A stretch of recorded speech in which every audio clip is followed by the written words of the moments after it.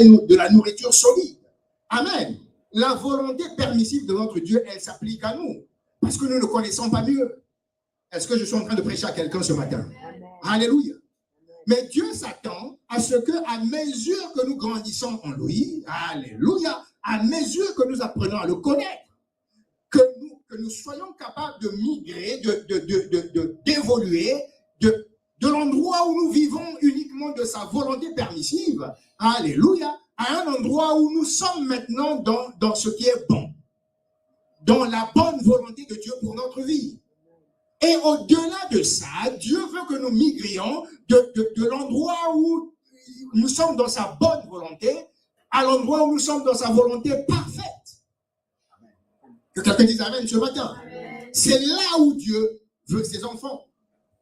Et pour que la volonté parfaite, que les plans parfaits de Dieu s'exercent dans ta vie, ce niveau de grâce demande que nous marchions par l'obéissance. Je répète, tu ne peux jamais être dans la volonté parfaite de Dieu tant que tu ne marches pas par l'obéissance en ton Dieu. C'est l'obéissance à Dieu et dans ses degrés, dans ses commandements, dans la direction de son esprit. C'est ça qui va t'emmener droit dans la volonté parfaite de Dieu. En fait, ça va t'emmener exactement au firmament, ça va t'emmener exactement j'essaie de trouver le bon mot là, à l'endroit parfait de ta destinée en Dieu et dans la vie d'aujourd'hui, dans ta vie d'aujourd'hui. C'est ça, ce sera l'obéissance à Dieu. Que quelqu'un dise Amen ce matin. Alléluia. L'obéissance, c'est quelque chose. Et cette obéissance-là, Amen, elle est en vertu non seulement de ce que la parole de Dieu, elle nous dit.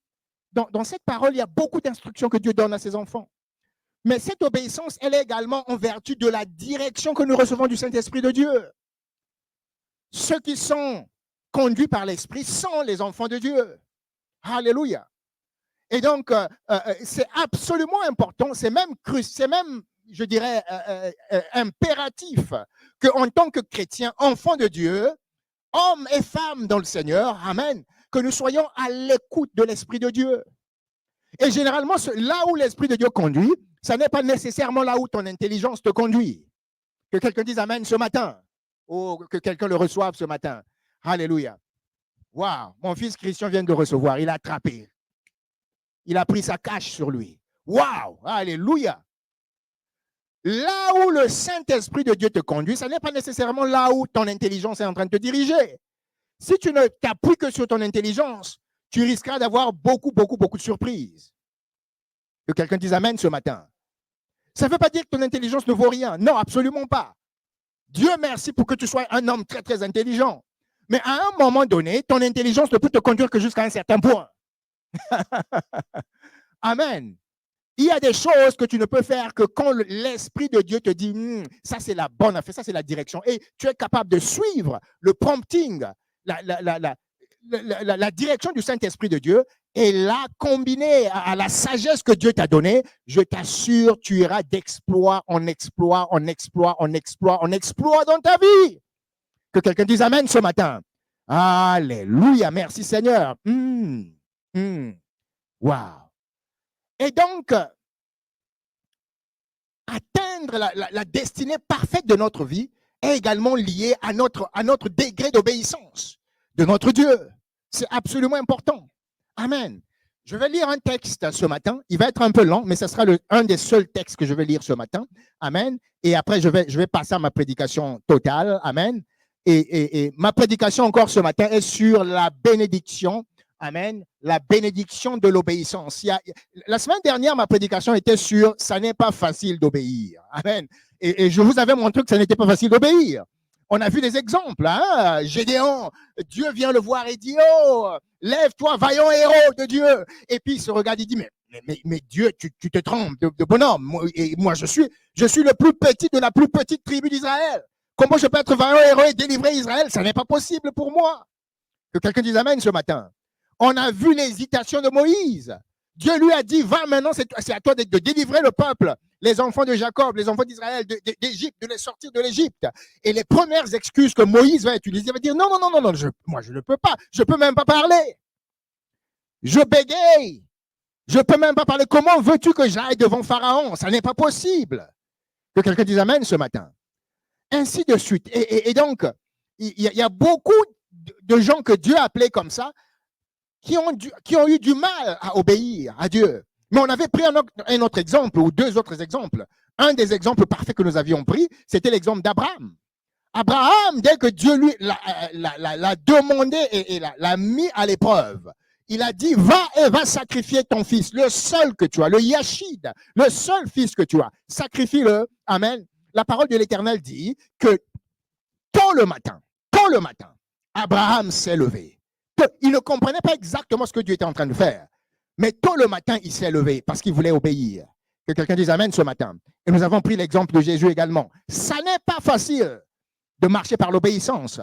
Mais quand nous obéissons, quand nous choisissons de marcher par l'obéissance, là, nous sommes en train de nous préparer. Amen. Nous nous mettons dans un circuit, sur un parcours où Dieu va nous emmener de là où nous sommes vers un haut lieu. Que quelqu'un dise haut lieu ce matin.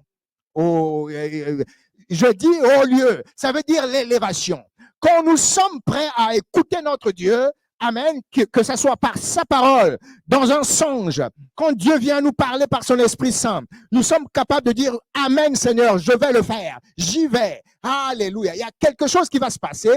Dieu va te mettre sur un circuit pour t'emmener vers le haut lieu, vers un lieu plus élevé que là où tu étais avant que tu n'obéisses. Que quelqu'un dise amen ce matin. L'obéissance conduit à l'élévation. C'est ce que je veux dire ce matin.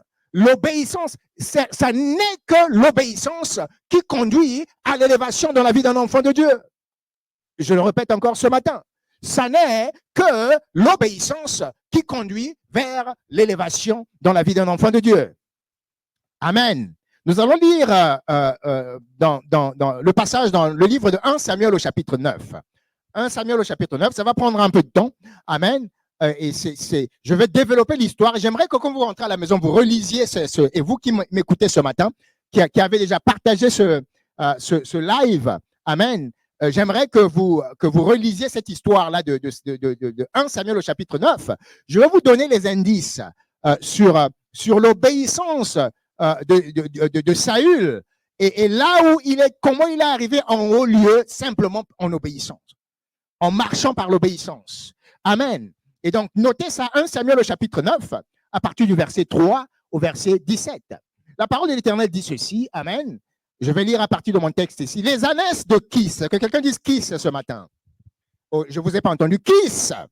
Les ânesses de Kis, amen. Le père de Saül s'égarèrent, amen. Et Kis dit à son fils Saül, prends avec toi des serviteurs, amen. Lève-toi et va à la recherche des ânesses.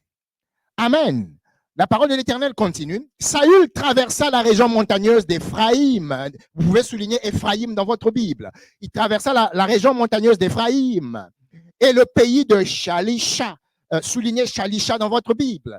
Amen. Parce que tout ça fait du sens. Ce sont des étapes dans l'évolution d'un enfant de Dieu qui obéit pour aller vers le haut lieu, aller vers le lieu de l'élévation. Amen. Tu vas passer par Éphraïm, tu vas passer par Shalisha. Amen. Le pays de Shalisha, sans les trouver. Amen. Ils passèrent par le pays de Shalim. Amen. Et elles n'y étaient pas. Amen. Alléluia.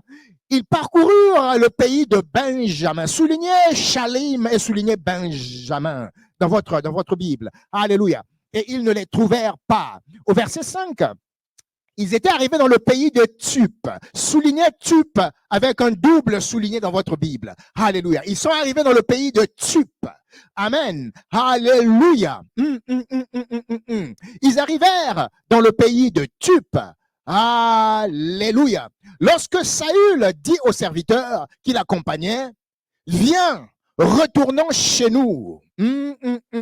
Saül dit aux serviteurs qui l'accompagnaient à la recherche des ânesses, viens et retournons chez nous. Alléluia.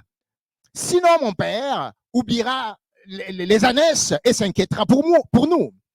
Le serviteur de Saül lui dit, il y a dans cette ville un homme de Dieu, et c'est un homme estimé. Tout ce qu'il dit arrive à coup sûr. Alléluia. Allons-y. Donc, peut-être nous fera-t-il connaître le chemin que nous devons prendre. Alléluia. Je prie ce matin qu'il y a dans ta vie des aides de destinée.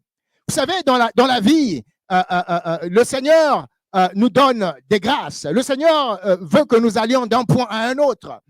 Le Seigneur veut t'élever. Mais parfois, notre élévation dépend des aides de destinée. Que quelqu'un dise Amen ce matin. Que quelqu'un dise aide de destinée. Chez nous, en Afrique, parfois on appelle ça quelqu'un qui a pistonné. Il y a quelqu'un qui peut te pistonner, quelqu'un qui peut te pousser un tout petit peu pour que tu ailles là où tu n'es pas capable d'arriver. Amen. Il y a des gens qui sont arrivés dans ce pays du Canada parce qu'ils ont été pistonnés, parce que quelqu'un les a soutenus là où ils n'avaient même pas l'argent pour voyager. Il a obtenu le visa, mais il n'a même pas l'argent pour payer le billet d'avion. Mais quelqu'un vient, il dit non, il faut que ça arrive là, il faut que tu partes, il faut que tu grimpes dans cet avion, amen, que tu arrives sur ce pays, dans ce pays du Canada, que quelqu'un dise amen ce matin. On a besoin des aides de destinée. Alléluia. Tout le monde a besoin des aides de destinée. Je prie ce matin que ça soit votre cas, vous, monsieur, madame, qui me suivez ce matin, amen, que Dieu envoie quelqu'un qui va vous aider dans votre destinée. Parce que si ça n'était pour le serviteur de Saül, il serait retourné chez eux à la maison. Dieu merci pour ce serviteur qui était là, cette aide de destinée qui était là, qui a dit, non, ne retournons pas, allons voir l'homme de Dieu. Peut-être que l'homme de Dieu va nous montrer dans une autre direction pour retrouver les ânesses. Que quelqu'un dise amen ce matin. Alléluia, merci Seigneur. Nous allons continuer au verset 7. Saül dit à son serviteur, mais si nous y allons, nous allons voir l'homme de Dieu. Qu'apporterons-nous à l'homme de Dieu? Je répète, qu'apporterons-nous à l'homme de Dieu? Bien-aimés dans le Seigneur ce matin, vous qui me suivez en ligne ce matin, quand vous allez devant un homme qui compte, je répète, quand vous allez devant un homme qui compte, en réalité, si vous allez devant un chef de l'État ou un président ou un ministre, l'idéal, c'est que vous n'alliez pas les mains vides. Je répète. Je vous avais dit la semaine dernière que quand vous allez dans un palais présidentiel, la personne la plus importante, ce n'est pas nécessairement le directeur de cabinet du président. Vous vous rappelez de ça, hein? J'avais dit ça la semaine dernière. Amen. Le cuisinier du président peut être la personne la plus importante, tout près du président. C'est lui qui fait les meilleurs plats que le président aime manger. Amen. Et les chefs d'État, ils ont très, très peur des empoisonnements. Ça veut dire que le cuisinier du président, ça doit être un des hommes en qui le président a le plus confiance. Est-ce que vous m'entendez ce matin? Alléluia. Donc, n'allez pas dans un palais présidentiel et dire, ça, ce n'est que le cuisinier du président. Vous êtes en train de vous tromper. Que quelqu'un dise amen ce matin. Ne dites pas ça, c'est juste le jardinier du président. Mais le jardinier du président, il est important. Vous savez parce qu'il a planté tout autour de la maison du président. Allô? Je suis en train de prêcher à quelqu'un ce matin. Alléluia. Alors,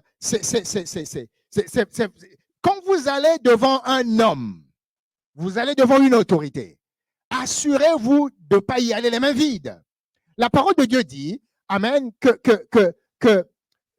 comment dire ça? Le don d'une personne va ouvrir une grande porte devant des grands hommes. En d'autres termes, quand nous allons devant quelqu'un, amen, et nous apportons même un petit cadeau. Moi, à l'époque, quand je faisais beaucoup de voyages et j'allais en Afrique, je m'assurais de temps en temps que quand j'allais dans un pays et je sais que je vais aller rencontrer le ministre, je suis à Paris, je m'arrête, je prends quelques parfums là, quelques Chanel, quelques Guerlain à gauche et à droite, parce que avant de rentrer dans le bureau du ministre, il y a sa secrétaire. Amen. Je veux m'assurer que je laisse un petit parfum à la secrétaire du ministre. Parce que ce que vous êtes en train de faire, c'est que vous êtes en train de créer, le cœur s'ouvre. La prochaine fois que vous viendrez, amen, les gens vont s'asseoir, ils vont attendre l'audience là du ministre. Là. Ils vont passer du temps là à attendre. Mais dès que toi, tu vas te présenter, monsieur, venez, monsieur, venez. monsieur le ministre est prêt à vous rencontrer tout de suite. Parce que la secrétaire du ministre, elle a toutes les faveurs du ministre, de toutes les façons. Que quelqu'un dise amen ce matin. Waouh, waouh, waouh, waouh. Ça, c'est des paroles de sagesse que je suis en train de vous donner ce matin. Amen. Vous qui êtes en ligne, les bien-aimés de ACC qui êtes en ligne ce matin, j'espère que vous recevez ces nuggets, ces pépites de sagesse ce matin. Amen. Alléluia. Donc, le serviteur il dit, mais qu'allons-nous apporter à l'homme de Dieu? Alléluia. En effet, il n'y a plus de provision dans notre sac et nous n'avons aucun cadeau à lui offrir. Qu'avons-nous? Qu'as-tu entre tes mains? De temps en temps, Dieu pose toujours la question, qu'as-tu entre tes mains? Qu'avons-nous? Alléluia. Et l'aide de destinée qui est là, l'aide, le serviteur reprit la parole et dit à Saül, j'ai sur moi un peu d'argent. Oh, merci Seigneur pour l'aide. J'ai sur moi un peu d'argent. Amen. Je le donnerai à l'homme de Dieu et il nous indiquera notre chemin.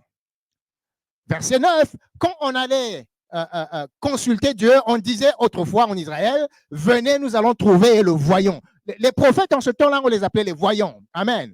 Verset 10, on va plus loin. Amen. Celui qu'on appelle aujourd'hui le prophète s'appelait en effet autrefois le voyant. Verset 10, Saül dit à son serviteur, tu as raison. Viens, allons-y. Amen, alléluia. Et ils se rendirent à la ville où se trouvait l'homme de Dieu. L'homme de Dieu dont nous parlons ici, c'est un des hommes les plus puissants de la Bible, un des prophètes les plus puissants, le prophète Samuel. Alléluia. Alors qu'ils montaient à la ville, ils rencontrèrent des jeunes filles sorties pour puiser de l'eau. Et ils leur demandèrent, le voyant est-il ici? Le prophète, est-ce qu'il est ici dans la ville? Alléluia. Les filles répondirent, oui, il est devant toi, mais dépêche-toi. Il est venu aujourd'hui en ville parce qu'il y a un sacrifice pour le peuple sur le haut lieu. Voyez-vous, Dieu est en train de tout instrumentaliser pour emmener Saül vers le haut lieu, le lieu de l'élévation. Que quelqu'un dise amen ce matin. Alléluia. Dès que vous serez entrés dans la ville, ça c'est les instructions que les filles donnent.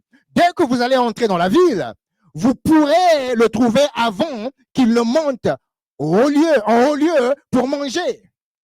En effet, le peuple ne mangera pas avant son arrivée. Parce qu'il doit bénir le sacrifice et après cela, seulement les invités mangeront. Montez donc, car vous le trouverez maintenant. Tout ça, ce sont des aides qui viennent vraiment pour pousser un homme, pousser Saül vers sa destinée. Que quelqu'un dise amen ce matin. Et je prie ce matin, je prie Dieu que ça soit votre cas. Que Dieu suscite des filles, des personnes, des hommes, des serviteurs qui vont venir et vous aider vers votre destinée. Parce que vous marchez en obéissance vis-à-vis de votre Dieu, ma fille ce matin. Alléluia. Merci Seigneur. Alléluia. Alléluia. Oh, gloire à Dieu. Nous allons continuer notre lecture ce matin. Amen. Alléluia. Verset 14. Ils montèrent alors à la ville. Ils étaient arrivés au milieu de la ville quand ils rencontrèrent Samuel, le prophète Samuel, qui sortait pour monter en haut lieu. Alléluia. Verset 15. Or, remarquez bien sur ça. Or, un jour avant l'arrivée de Saül, un jour avant que Saül ne se retrouve égaré à chercher des ânesses. Je répète, un jour avant que Saül n'ait été envoyé à aller chercher des ânesses partout dans le pays. Un jour avant l'arrivée de Saül, l'Éternel avait averti Samuel en disant, demain à cette heure-ci, oh là là, le Dieu de destinée, le Dieu qui va au-devant de toi et qui a plani les sentiers, le Dieu qui va au-devant de toi, alléluia, et qui qui instrumentalise les choses, qui instrumentalise les rencontres, qui instrumentalise tout pour que tu atteignes exactement ta destinée. Dès que tu t'engages avec Dieu par l'obéissance, en obéissance, alléluia, je t'assure, messieurs, madame, vous qui me suivez ce matin, quand tu marches avec obéissance devant ton Dieu, dès que tu t'engages avec obéissance, Dieu va commencer, il va instrumentaliser des choses d'avance. Alléluia. C'est pour ça qu'il s'appelle Jéhovah Jireh. Je répète. Son nom est Jéhovah Jireh. Jireh veut dire voir. Mais ça ne veut pas dire voir maintenant. Non. Jireh veut dire voir d'avance. Je suis Jireh. Et le mot, la racine du mot Jireh veut dire voir. Mais voir d'avance. Je vois les choses d'avance et je fais une provision d'avance parce que je veux que quand mon fils Christian arrive au point B, que la provision soit déjà là en train de l'attendre.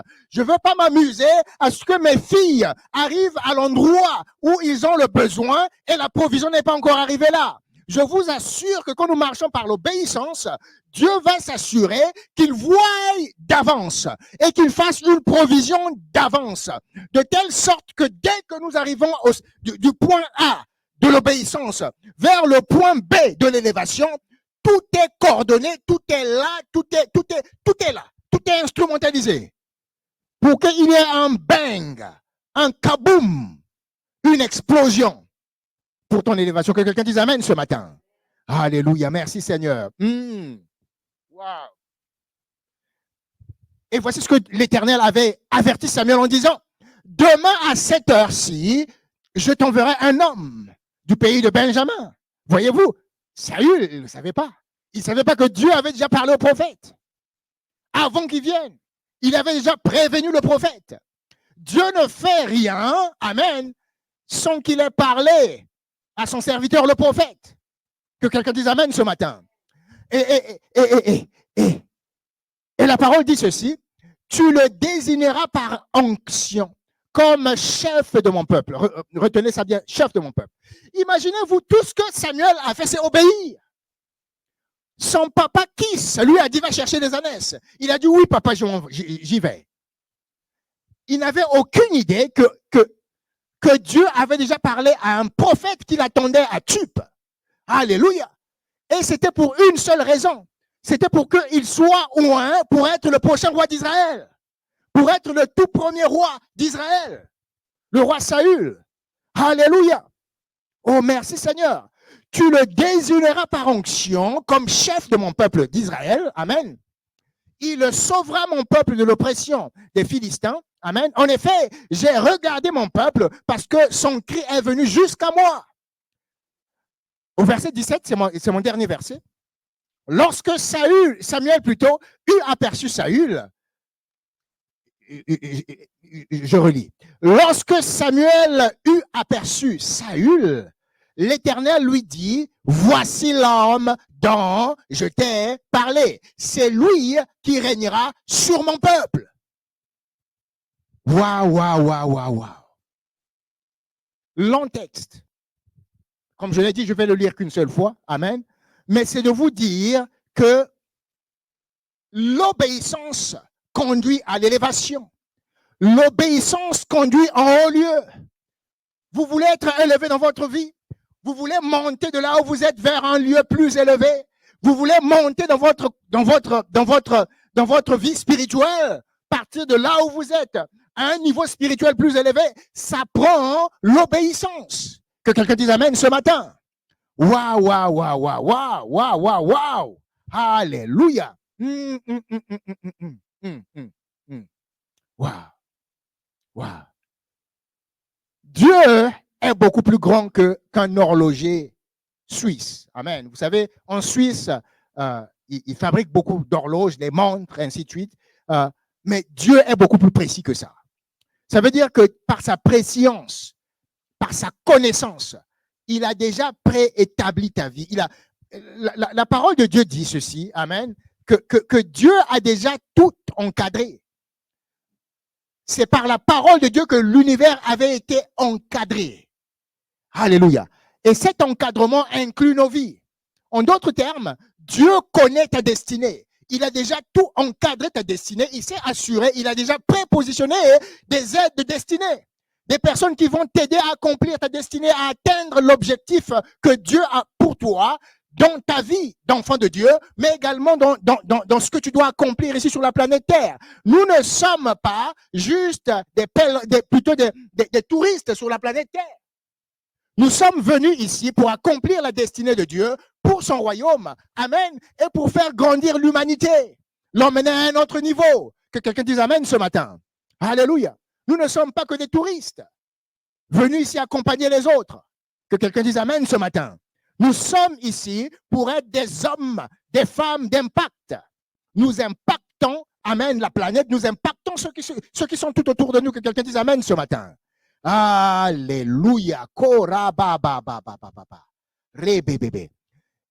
Et le cœur de Dieu, c'est de t'emmener de Benjamin, de là où tu es, et de t'emmener vers Tup. Amen. Tup, c'est l'endroit de l'élévation. Tup, c'est l'endroit de la prospérité. Tup, amen, c'est l'endroit où, une fois que tu as obéi Dieu, amen, tu es élevé. Tu es emmené à une autre dimension d'élévation. Et ça passe par la foi et l'obéissance. Que quelqu'un dise Amen ce matin. Dites encore Amen ce matin. J'ai encore besoin de votre Amen ce matin. Alléluia. Alors, je vais vous donner juste quelques explications, Amen, qui sont à mon avis cruciales. Alléluia. Amen. Quand nous avons commencé à lire cette parole-là de 1 Samuel 9 au verset 3, Amen, la parole dit que les ânesse de Kis, le père de Saül, s'égarèrent. Amen. Et je suis allé creuser pour savoir c'est quoi ça, ce nom Kis. Qu'est-ce que ça veut dire? Kis. C'est pas kiss comme bisou, mais c'est Kis. Et ce mot Kis, Amen, ça veut dire quoi? Et quand je suis allé regarder la signification de ce mot Kis, Amen, Kis, ça veut dire celui qui piège. Kis, ça veut dire celui qui orchestre, le chef d'orchestre. Kis, ça signifie celui qui met en scène. Vous avez déjà vu une mise en scène, Amen. Le metteur en scène d'un film, c'est celui qui connaît exactement là où tous les morceaux du film s'agencent. Amen. Il sait à quel moment l'acteur va faire telle chose, telle personne va intervenir dans le film, ainsi il met en scène. Alléluia. Parce que un film, c'est le déroulement d'une scène qui est jouée. Amen. Et le metteur en scène, c'est le chef d'orchestre, c'est lui qui instrumentalise tout le monde. Il met chacun à sa place. Et Kis, c'est ce que ça veut dire. Et donc, quand la parole de Dieu dit ici que les ânesses de Kis, Amen, se sont égarés, Kis était le père de Saül. En réalité, Kis, c'est l'image de notre Dieu Tout-Puissant. C'est notre Papa Dieu. C'est lui Kis. C'est lui qui instrumentalise les choses dans ta vie. C'est lui qui instrumentalise et qui met en scène ta vie. Amen. Et si nous sommes seulement capables d'obéir quand il dit va et fais, quand il dit prends cette direction, quand il dit non, ne tourne pas à gauche, tourne à droite, quand il dit non, cet homme-là, non, c'est pas lui, c'est l'autre, ainsi de suite. Si seulement nous sommes capables d'obéir, je vous assure, à ce moment-là, ce que notre Papa Dieu veut faire, c'est de nous prendre de là où nous sommes et nous emmener à un lieu plus élevé. Il veut nous emmener vers l'élévation. Il veut nous emmener vers le haut lieu. Que quelqu'un dise Amen ce matin. Alléluia. Waouh. Les ânesses de Kis, le metteur en scène, celui qui instrumentalise, le chef d'orchestre. Comment est-ce que le chef d'orchestre peut-il perdre les ânesses? La seule chose que je peux retrouver là-dedans et la seule raison que je peux me donner, c'est que quand Kis perd ses ânesses, ça veut dire qu'il y a une autre raison derrière. Que quelqu'un dise Amen ce matin. Kis ne peut pas perdre des ânesses. Qui plus est, les ânesses, ce ne sont pas des animaux qu'on peut perdre facilement. Est-ce que quelqu'un me reçoit ce matin? Je répète, je vais le répéter. Les ânesses, ce n'est pas quelque chose qu'on perd facilement. Où est-ce que vous avez déjà vu des ânesses qui sont perdues? Amen. Les ânesses font des crottes partout. Ça veut dire que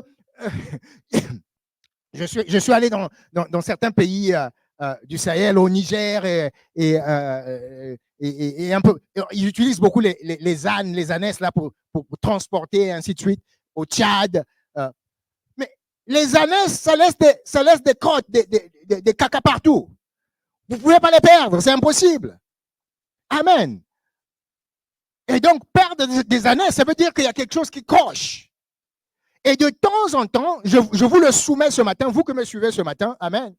Faites attention aux événements de votre vie. Je répète, faites attention au déroulement des événements de votre vie. Il y a des moments où vous allez perdre des ânesses. Je répète, il y a des moments où vous allez constater qu'il y a des ânesses qui sont perdues. Ça veut dire que vous êtes dans une situation qui ne fait aucun sens. Vous regardez ça, vous retournez ça dans tous les sens, vous dites, mais ça c'est pas possible, ça s'ajoute pas là, ça fait pas 1 + 1 = 2. Ça veut dire que vous venez de perdre des ânesses. Vous essayez de résoudre un casse-tête, vous n'y arrivez pas. Pourtant, il est simple, il est facile. Mais les choses ne s'additionnent pas. Quand vous arrivez dans une situation comme celle-là, faites attention et demandez au Saint-Esprit de Dieu. Parce que ça veut dire que Dieu peut-être est en train de vous aiguiller dans une certaine direction. Les ânesses se perdent, il faut aller à la recherche des ânesses. Ça veut dire que Dieu est en train de vous mettre sur un parcours de destinée. Il est en train d'ouvrir un chemin, un chemin qui va vous conduire nécessairement vers votre destinée. On perd les ânesses, amen. Pour Joseph, il avait perdu ses ânesses quand ses frères lui ont laissé dans un trou.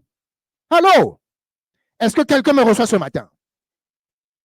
Ça, c'est un cas d'ânesses qui sont perdues.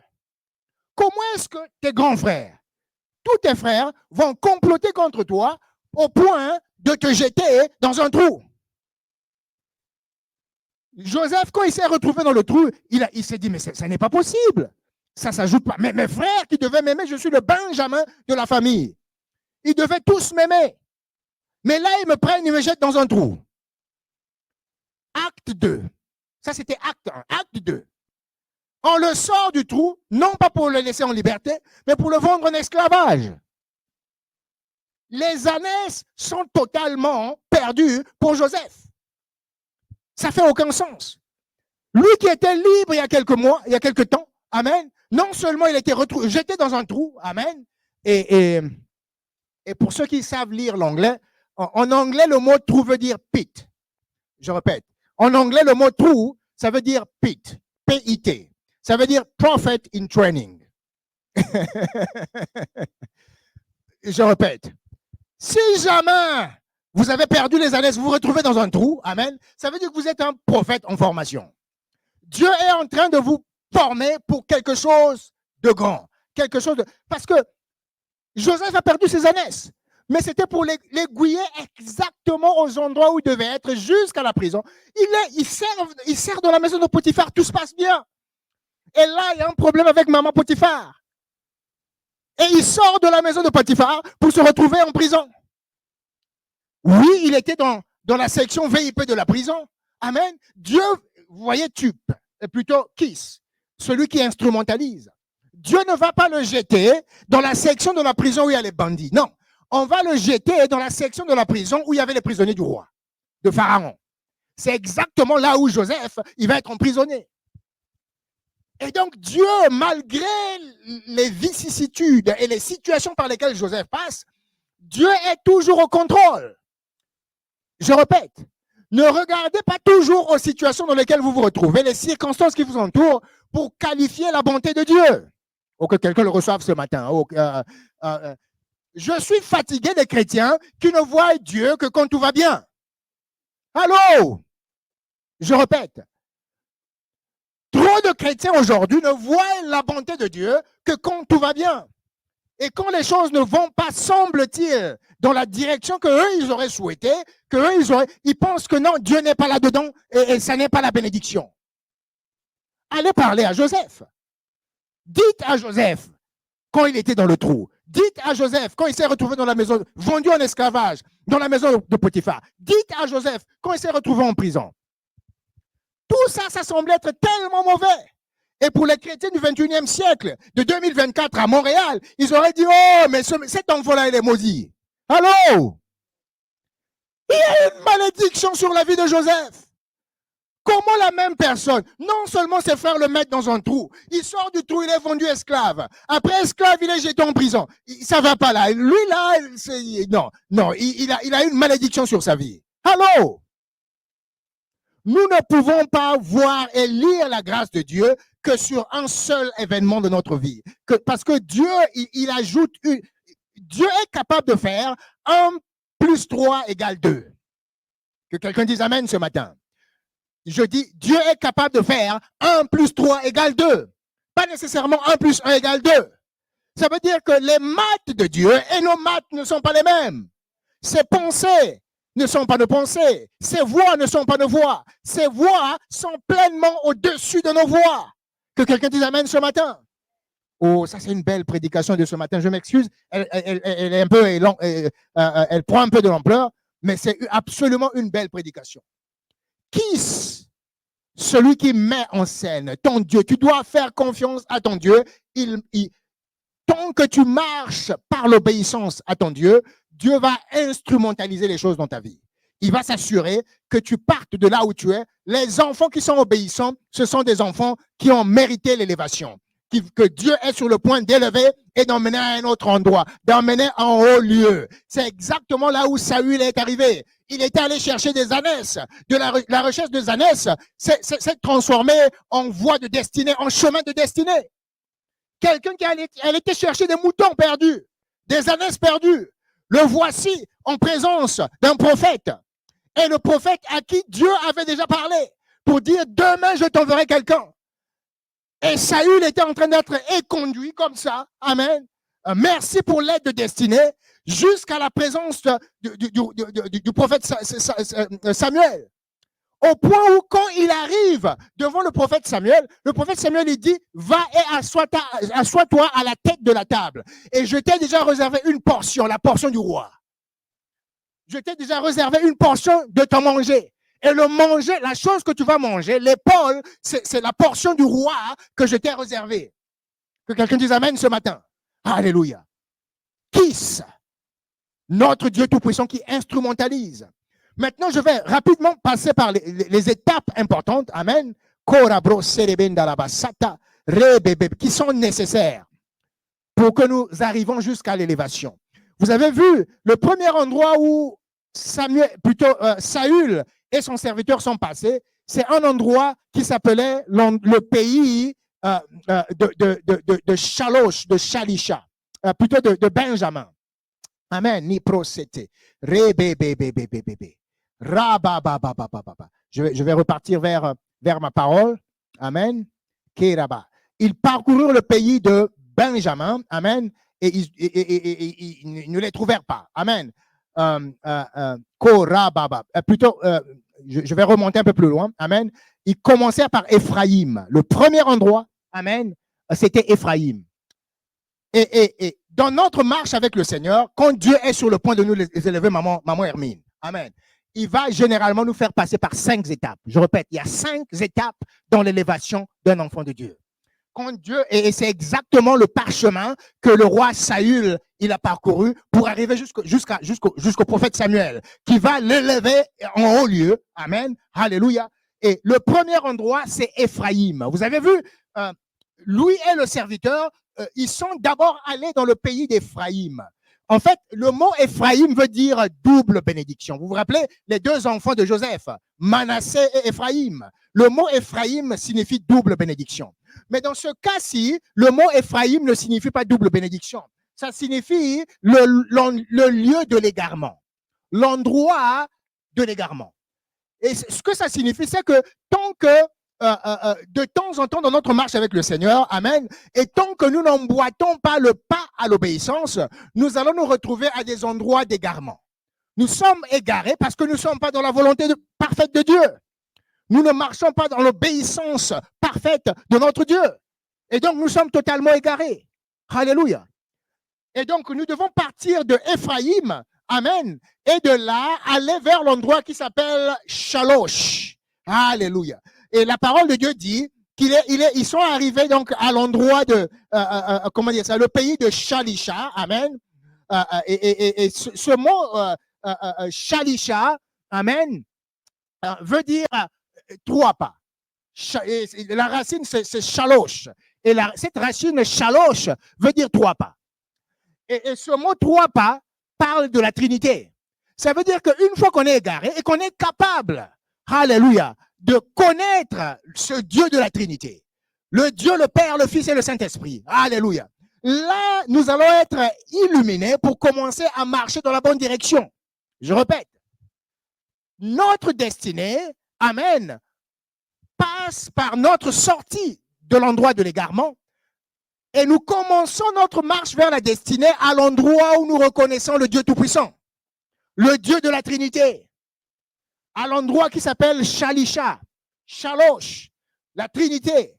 Et après la Trinité, après que nous ayons connu Dieu, amen, alléluia, nous devons, dans notre vie d'enfant de Dieu, de chrétienne, combattre les renards. Amen. De Shalisha, amen, ils sont allés à un endroit, amen, dans le pays de Shalim. Je répète, ils sont passés de Shalisha à Shalim. Ce mot Shalim, je répète, ce mot Shalim veut dire renard. Shalim veut dire le pays des renards. Et donc, une fois que nous avons connu Dieu, amen, à Shalisha, nous avons rencontré Dieu, nous devenons enfants de Dieu, nous devons apprendre à attacher les renards. Allô? La parole de Dieu dit que ce sont les petits renards qui vont totalement dévaliser la vigne. Si nous, en tant qu'enfants de Dieu, nous n'apprenons pas à attacher les renards, ils vont détruire notre vigne. Ils vont détruire la vigne de l'intimité que nous avons avec Dieu. Pour moi, c'est un processus normal. Shalim, l'endroit des renards, parle de la marche avec le Saint-Esprit de Dieu.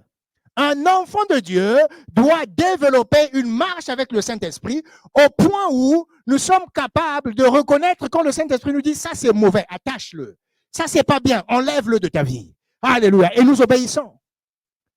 Parce que nous sommes maintenant remplis du Saint-Esprit de Dieu. Alléluia. Et nous sommes capables de discerner les choses qui ne doivent pas faire partie de notre vie, parce que sinon ces choses-là vont entraver notre destinée. Que quelqu'un dise amen ce matin.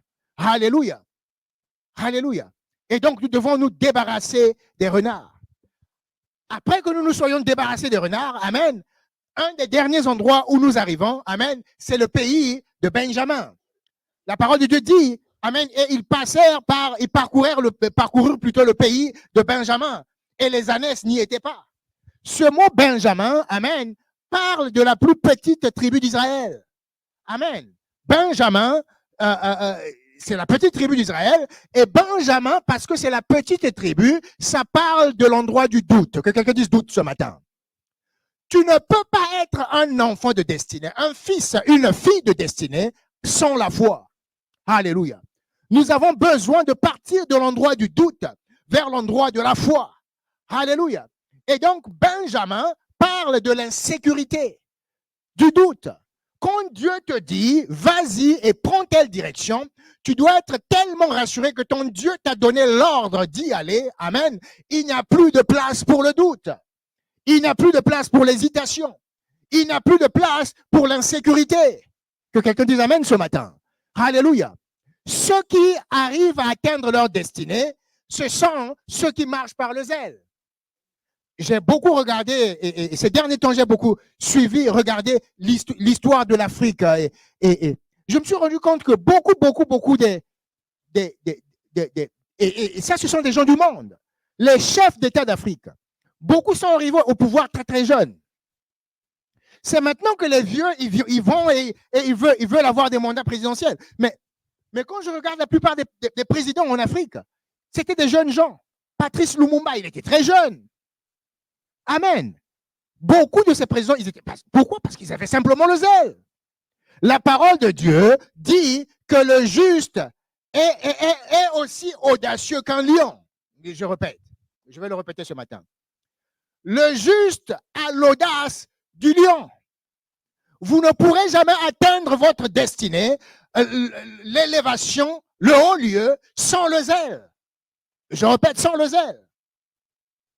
quand la Bible parle du juste qui a le zèle du lion, ça veut dire qu'en tant qu'enfant de Dieu, on ne peut pas être timide. À un moment donné, quand on veut absolument atteindre sa destinée, il faut que le zèle de l'Éternel te consume. Je vais vous montrer ce que c'est que le zèle. Le zèle du lion, c'est quand un lion veut manger un éléphant. J'ai déjà remarqué dans les savanes du Serengeti en Tanzanie. Est-ce que vous avez déjà vu un lion attaquer un éléphant? Amen. Le problème, c'est que quand vous regardez dans le naturel, ça ne fait aucun sens. Un éléphant, c'est plusieurs tonnes comparé au lion. D'autres animaux, quand ils regardent un éléphant, ils disent c'est un problème. Mais le lion, lui qui est zélé, quand il regarde l'éléphant, il dit c'est mon petit déjeuner. Allô? Il y a quelqu'un qui a raté quelque chose. Voyez-vous, c'est ça la différence entre le zèle et le reste. Le lion a le zèle. Quand il regarde l'éléphant, amen, lui, par ses yeux, il est en train de voir un lunch. Il voit son déjeuner. Les autres animaux, quand ils regardent l'éléphant, ils voient un problème. Il va me marcher dessus, il va m'écraser. Non. Le lion qui a le zèle est capable de sauter derrière le dos de l'éléphant, amen, et de terrasser l'éléphant. Et l'éléphant qui est si énorme devient le lunch, devient le souper du lion. Parce qu'il a le zèle. C'est pour ça que la Bible dit, amen, que nous devons, en tant qu'enfants de Dieu, avoir le zèle du lion. Le juste a le zèle du lion. Que quelqu'un dise amen ce matin. Je suis en train de terminer ma prédication de ce matin. Amen. Le dernier endroit, amen, après que nous soyons passés par Benjamin, où nous enlevons notre timidité, nous enlevons notre insécurité, amen. Le dernier endroit où Dieu te veut, c'est à Tup. Que quelqu'un dise Tup ce matin. Oh, waouh, Tup. Tup. Amen, Tup. Que veut dire Tup? Ce mot Tup signifie l'endroit de l'abondance. Je répète, Tup veut dire l'endroit de l'abondance. Ça veut dire l'endroit de la gelée royale. C'est l'endroit du miel, c'est l'endroit du nectar, c'est l'endroit de la prospérité. Tup, c'est le lieu de l'élévation. Où Dieu, et c'est exactement là où il te veut. Voyez-vous, c'est exactement à Tup que Saül va devenir roi, le premier roi d'Israël. C'est l'endroit de l'élévation. Et sans le savoir au départ, il savait, quand il a quitté la maison dans le pays de Benjamin, plutôt de son père, il ne savait pas qu'il allait jusqu'à l'endroit de l'élévation, jusqu'à Tup. Que quelqu'un dise amen ce matin. Waouh. Et c'est là que Dieu te veut. Alléluia. Je suis venu dire à quelqu'un ce matin que Dieu t'a mis sur orbite. Il t'a mis, amen, sur orbite pour le rencontrer, amen, pour vraiment, pour t'emmener vers la destinée. Mais ce transport vers la destinée, vers le lieu de l'élévation, passe par l'obéissance. Il faut que tu sois obéissant à sa parole. Il faut que tu sois obéissant à la direction de son esprit. Il faut que tu sois obéissant quand Dieu te conduit. C'est ça qui va t'emmener, alléluia, vers le lieu de l'élévation. Ne t'inquiète pas des ânesses. Justement, quand les ânesses se perdent, tu es dans une situation que tu ne contrôles plus. Tu te dis, mais comment ça? Je suis enfant de Dieu. Pourquoi je passe par ci? Pourquoi je passe par ça? Bienvenue à la chrétienté. Tu viens de perdre les ânesses. Ça veut dire que Dieu est en train de te mettre sur une orbite. Alléluia, pour réorienter ta vie vers la destinée qu'il a pour toi. Que quelqu'un dise amen ce matin. Refusez de voir les choses négatives de votre vie comme étant des mauvaises choses de Dieu. J'ai la malchance. Qui t'a dit que derrière ce qui semble être négatif, que Dieu n'a pas un meilleur plan pour toi? Que justement, c'est un réalignement de Dieu vers ta destinée. Que quelqu'un dise amen ce matin. Saül n'avait pas trouvé les ânesses. Mais l'objectif de Dieu, c'était quoi? C'était de l'emmener devant le prophète Samuel. Lui, il connaissait, il avait déjà parlé à Samuel pour dire, demain, je t'envoie quelqu'un. Mais la manière dont la personne allait arriver devant Samuel, Samuel ne savait pas. Le prophète ne savait pas comment Dieu allait le faire. Et c'est exactement la même manière avec nos vies. Elles semblent pivoter à gauche, à droite. Nous allons à Benjamin, nous allons à Shalim, nous allons à Chaloche, nous allons à gauche et à droite. Parfois, nous regardons notre vie, mais Seigneur, ça fait aucun sens. Il n'y a pas péril en la demeure. Je répète. Il n'y a pas péril en la demeure. Dieu est toujours au contrôle. Il est au contrôle, même quand ça semble mauvais. Dieu est toujours au contrôle. Que quelqu'un dise Amen ce matin. Alléluia. Alléluia. Mais quand vous perdez vos ânesses, quand les choses qui arrivent dans la vie d'un enfant de Dieu, qui marche droit devant Dieu, qui aime Dieu, qui marche en obéissance devant Dieu, il y a des choses qui ne font aucun sens, qui arrivent dans ta vie. Sache une chose, ça doit t'encourager. Parce que tu sais que tu es à un endroit où les années sont perdues. Si mes années sont perdues, ça veut dire que Dieu est au contrôle. Il est en train d'aiguiller ma vie dans une autre direction. Je vous avais déjà dit, hein, moi j'ai grandi dans une ville au Congo où il y avait des rails. Et j'aimais quand les trains étaient aiguillés. Il y avait des draisines. Et quand ils arrivaient à un endroit, quelqu'un poussait un truc là sur les rails et le train, il allait dans une autre direction. Et il arrivait là-bas et puis on rechangeait l'aiguille et il va dans l'autre direction. C'est exactement de la même manière que Dieu redirige la vie de ses enfants. Il est au contrôle. Amen. Quel que soit ce à quoi les choses s'apparentent. Je répète. Quel que soit ce à quoi les choses s'apparentent. Dieu est toujours au contrôle. Ne vous fiez pas à la manière dont les choses paraissent. Tout ce qui paraît est sujet à changement. Je répète. Tout ce qui paraît est sujet à changement. Que quelqu'un dise Amen ce matin. Alléluia. Elle peut être comme ça aujourd'hui. Demain, alléluia, il y a un rêve de Pharaon qu'il faut interpréter. Et soudainement, tu pars de la prison à être la deuxième personnalité d'Égypte. Que quelqu'un dise Amen ce matin. Alléluia. Ça paraissait si mauvais d'être en prison. Mais soudainement, c'était exactement là où il devait être. Parce que quand le temps viendra pour interpréter le rêve de Pharaon, toi, tu seras exactement là où tu dois être. Quand le temps de l'élévation arrive, tu seras exactement là où le prophète Samuel il est. Alléluia. Tu es sur le point d'être élevé. Oh, gloire à Dieu, gloire à Dieu, gloire à Dieu. Dernier passage de ce matin, Philippiens 2 à partir du verset 5. C'est mon dernier passage. Amen. Et nous allons conclure ce matin. Alléluia. Jésus-Christ de Nazareth, notre Seigneur Jésus, est l'ultime exemple d'obéissance et d'élévation. Je répète. Vous pouvez regarder dans toute la parole de Dieu, dans toute la Bible. Le meilleur exemple d'obéissance et d'élévation, c'est notre Seigneur Jésus-Christ. C'est lui qui est notre exemple et c'est vers lui que nous regardons. Et nous, en tant que chrétiens, chrétiennes, nous sommes pour imiter justement notre Seigneur. Que quelqu'un dise Amen ce matin. Alléluia. Voici ce que la parole dit dans Philippiens au chapitre 2. Philippiens 2 à partir du verset 5. Philippiens 2 à partir du verset 5. Je vais le lire pour conclure ce matin. Amen. Alléluia. Voici ce que l'apôtre Paul il dit. Amen. Philippiens 2 à partir du verset 5. Si vous êtes prêts, nous allons lire. Ayez en vous les sentiments qui étaient en Jésus-Christ. Et plus loin, il dit, existant en forme de Dieu. Amen. Christ était Dieu. Amen. Sur la terre. Et la parole dit ceci, il était homme, Dieu sur la terre. Il dit, il n'a point regardé son égalité avec Dieu et comme une proie à arracher. Il dit, Christ, malgré sa divinité, il n'a pas regardé son égalité. Il n'a pas regardé le fait qu'il fait partie de la Trinité. Non. Je vous avais dit la semaine dernière, sa sueur s'est transformée en sang. Parce qu'il devait porter sur lui le poids de notre nature pécheresse. Il devait porter sur lui le péché. Quand il s'est retrouvé dans le jardin de Golgotha, en train de prier avant qu'il aille monter sur la croix, alléluia, sa sueur s'est transformée en sang. Tellement le poids du péché, de cette nature qui lui était totalement étrangère, ce poids était tellement lourd sur lui. Alléluia. Oh, merci Seigneur. Verset 7. Mais qui Christ? Mais il s'est dépouillé lui-même.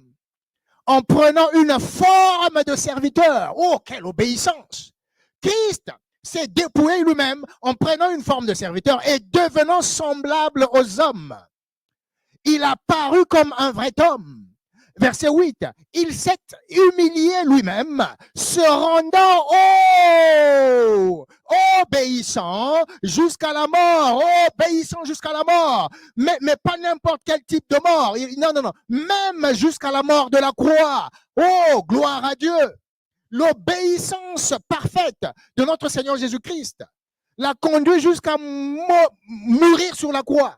Et je vous avais expliqué que la mort sur la croix, non seulement c'était la mort la plus atroce, mais c'était la mort la plus détestée, parce qu'il savait que quand tu étais pendu, ça veut dire que tu étais maudit. Tu portais sur toi la malédiction.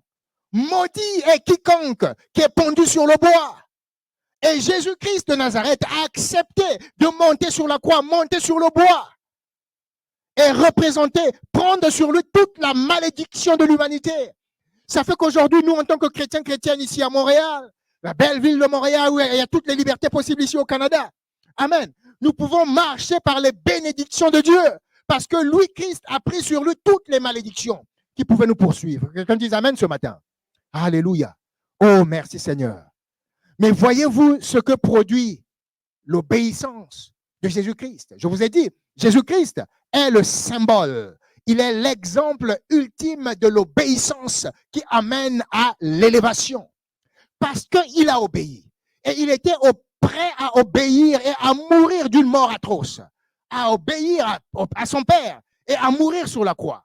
Amen. Voici ce que la parole de Dieu déclare. La conséquence de cette obéissance, c'est pourquoi au verset 9, Philippiens 2, c'est pourquoi aussi Dieu l'a souverainement élevé et lui a donné le nom qui est au-dessus de tout nom, afin qu'au nom de Jésus, tout genou fléchisse dans les cieux, sur la terre et en dessous de la terre. Sur la terre et en dessous de la terre, au-dessus, ça veut dire dans l'univers.